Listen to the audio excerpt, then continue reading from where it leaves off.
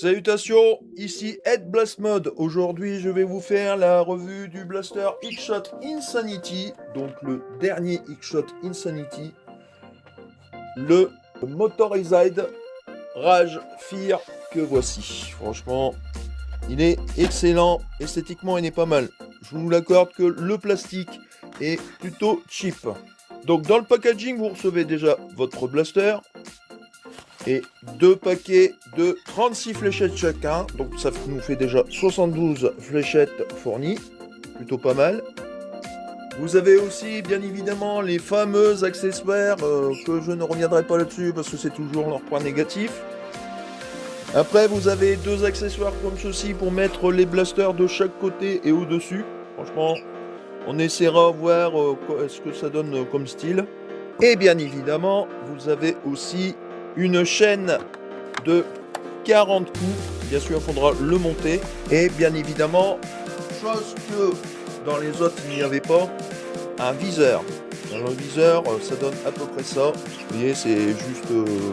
c'est esthétique. Ne vous attendez pas à faire, à viser à l'endroit même où vous visez avec. C'est impossible, surtout sur ce blaster-là. Et étonnamment, chose que sur les autres blasters, il n'y a pas. Et ça m'avait étonné quand j'ai déballé le blaster, c'est vous avez une notice. Une notice, elle est fournie avec celui-ci. C'est étonnant de voir une notice dans cette gamme-là. Ça sera la seule et unique notice que vous pouvez avoir dans cette gamme.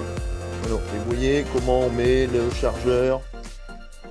Donc, et après cette petite notice que je vais ranger bien précieusement parce que c'est la seule et unique de la gamme Insanity. Vous avez aussi, et ça par contre je vous conseille de faire très attention à cet accessoire, c'est le trépied. Le trépied il est plutôt pas mal, mais sincèrement il est assez cheap, surtout au niveau ici. Alors vous avez ici un système pour le caler comme ceci, mais regardez, tout est clipsé dessus. Et le plastique est très très léger. C'est pour mettre la sulfateuse dessus directement. Bien évidemment tout ça tourne et vous n'avez pas une grande hauteur de trépied. Vous avez ici, au niveau ici, vous avez un cran ici, 2, 3, 4 et 5. Vous pouvez aller jusqu'à 6. Vous avez en totalité 6 crans. Vous pouvez le mettre maximum à 6 crans sur chaque. Sincèrement, ça fait pas une très grande hauteur, car la hauteur maximum de ce trépied est de 88 cm. En rajoutant à peu près 10 cm, vous avez quasiment presque 1 mètre de hauteur. Mais sincèrement, je vous déconseille de l'utiliser trop souvent parce que c'est un plastique très très cheap. Maintenant, nous allons passer à la caractéristique de ce blaster. Au niveau de ce blaster, nous avons une poignée ici qu'on peut orienter comme ceci ou comme ceci, mais vous ne pouvez pas l'enlever du tout. Vous avez un rail de personnalisation type Catini ici, un de ce côté-ci, un de l'autre côté.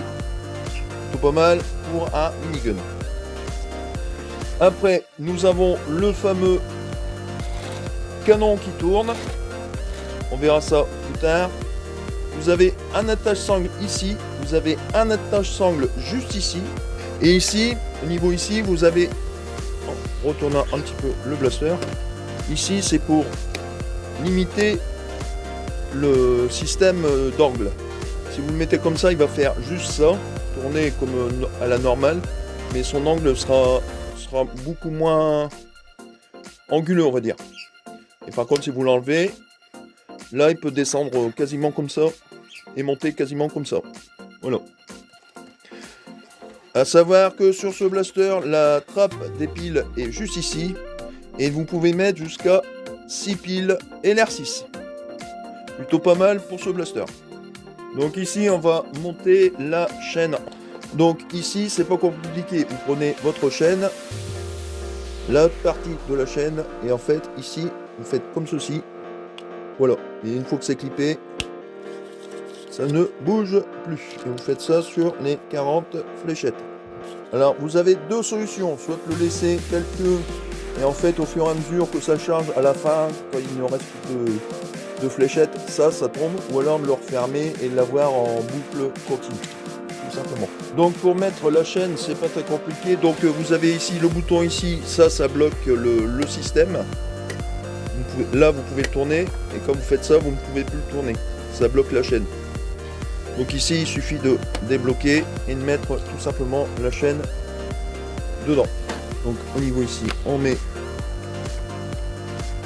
la chaîne comme ceci et on fait avancer le système. Moi je trouve ça un peu dommage parce que j'aurais préféré une trappe au-dessus, mettre la chaîne comme sur le V-Twin.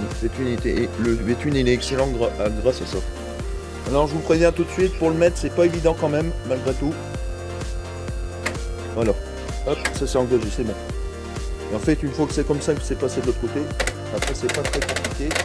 Vous avez quand même une certaine résistance quand même. Et moi de l'autre côté, je ferme tout simplement la chaîne. Alors vous pouvez le retirer pour charger votre chaîne, mais moi je vous ne conseille pas parce que c'est pas évident de le remettre dans le blaster après. Je préfère le charger directement, la chaîne directement sur le blaster, c'est beaucoup plus simple. Donc ici normalement au niveau de ce blaster il y a deux vis à dévisser. Appuyez comme ceci vers l'avant. Vous avez les moteurs qui tournent et ensuite regardez en appuyant vers le bas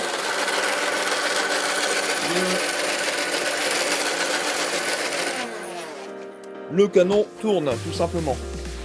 Alors ici moi je vais reverrouiller le système, donc ici vous pouvez plus tirer dessus parce que à partir de là, bien évidemment il faut bien le mettre correctement parce qu'autrement si vous le mettez mal, que vous coulez un peu trop par ici, le système bloque. Donc vous voyez, vous appuyez comme ceci, les flywheels se mettent en route et quand vous descendez le bouton, la chaîne se met en route et vous avez le bel effet du canon qui tourne. Plutôt pas mal. Il faut savoir que quand même au niveau des X-Shot c'est le premier électrique qu'ils font. Donc maintenant nous allons passer au test de vélocité avec ce blaster. Alors je vais essayer de faire du coup par coup, ce n'est pas très évident mais faisable je pense. A tout de suite pour les tests de vélocité.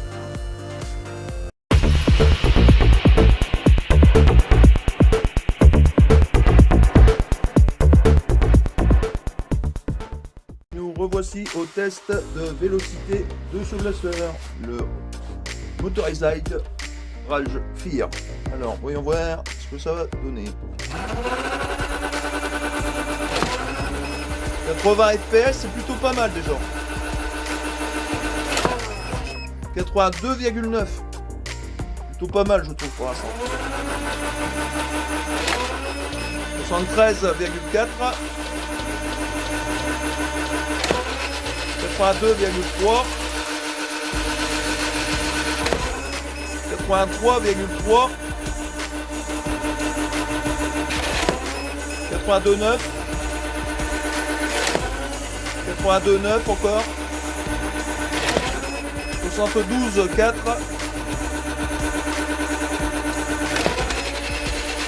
73,4, 72,1.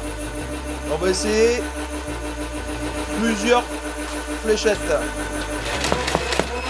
69,2, bien sûr on perd en vélocité, c'est normal. 82. Et là on va faire en full automatique. 82,6. Franchement, pour un blaster, les premiers blasters des X-Shot, franchement, sincèrement, il est plutôt pas mal. Donc à tout de suite pour les tests de tir sur cible. À tout de suite.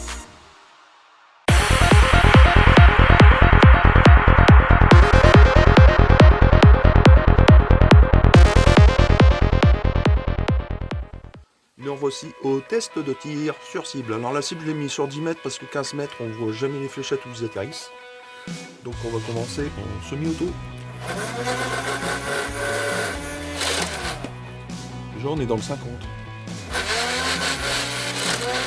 50. 100. 50. 100. 50. À côté. dans le sens. Et comme vous pouvez voir, à une dizaine de mètres, c'est assez droit quand même. Maintenant, on va passer en full automatique, voir qu'est-ce que ça donne sur la cible. Et franchement, sincèrement, pour l'instant, que du bonheur. Je pense que je vais quand même le modder, celui-là.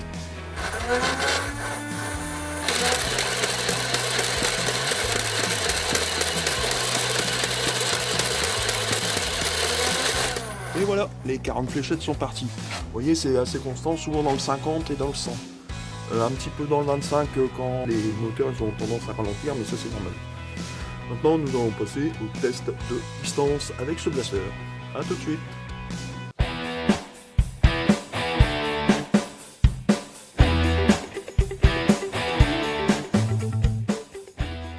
Et nous voici au test de tir de distance. Voyons voir ce que ça donne en tir tendu. Déjà un 15 mètres et l'autre à 17 mètres. On était au 20 mètres. Déjà c'est pas mal en tir tendu. Là on est au 21 mètres, quasiment 21 mètres. Là on était à tout plus de 10 mètres. La fléchette a dévié. Un à 14 mètres et un à 16 mètres. Un à 20 mètres. Maintenant on va essayer en close pour voir le maximum de portée qu'on peut avoir avec.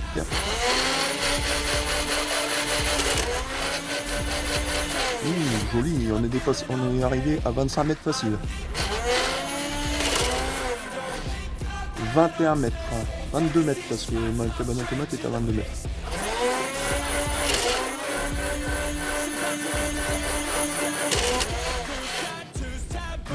Joli quand même. 25 mètres. Encore une à 25-26 mètres. 19 mètres. 21 mètres. Joli, il y a encore il y a au moins 5 fléchettes qui ont été à 25 mètres. Maintenant nous allons faire en full automatique tir tendu.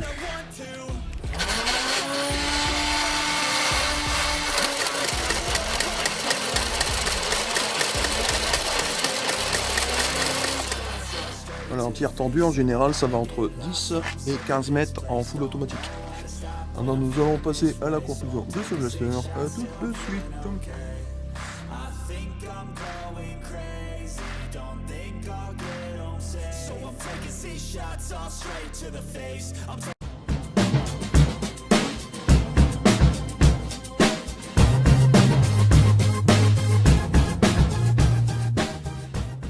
Ici, à la conclusion de ce blaster.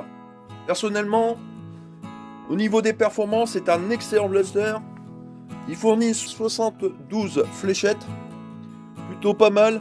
Les accessoires, vous savez ce que j'en pense, c'est des points négatifs, surtout le trépied. Alors là, ça c'est le summum. Vous verrez en fin de vidéo que je mets tous les accessoires, le Manic, le Mad Mega Barrel et bien évidemment le Berserko. Berserko ici, Manic de l'autre côté et le Mad Mega Barrel au-dessus. Franchement, sincèrement, au niveau de ce trépied là, dès que les accessoires sont dessus, malgré que le système soit bien vissé à fond, voilà, vous avez quand même le système. Celui-là, il est un peu plus dur, c'est le seul qui est dur parce que regardez les autres, pourtant les autres sont serrés à fond, je peux pas faire mieux. Voilà, ça s'en va tout seul. Voilà, malgré qu'il est serré à fond la caisse, j'ai eu le problème, même alors celui-là c'est encore pire. Lui c'est évident, pourtant il est... Je le serre au maximum, faut pas faire mieux. Et c'est toujours pareil, vous voyez. Alors quand vous avez le trépied qui se replie tout seul d'un côté, tout le système se casse la figure. C'est par rapport au poids avec les 3 blasters, mais même sans les 3 blasters, juste ce blaster là, j'ai déjà le tour que ça s'est replié. Un des pieds s'est replié. C'est vraiment un point négatif. Et le point négatif aussi ici, c'est ici, j'ai déjà eu en pleine partie le clips qui s'est barré dessous côté-ci. Donc le trépied c'est cassé la figure et j'ai eu quelques coups sur mon blaster. Vraiment très cheap. Le seul système qui fonctionne plutôt bien, c'est cette partie-là, très costaud. Mais le reste ne suit absolument pas du tout. Bien sûr, je vous ferai voir à la fin de la vidéo tous les accessoires montés sur le Motorized Rage Fear. Maintenant, passons au point positif de ce blaster. Il n'y en a pas beaucoup, certes, mais il y en a.